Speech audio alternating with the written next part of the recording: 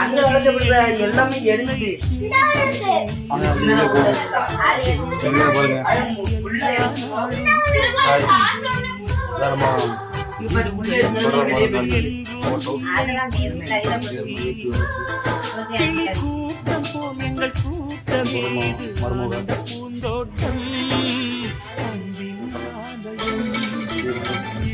அப்படி வெளியில போமா இப்படி வர உள்ள அந்த வீடு போகும்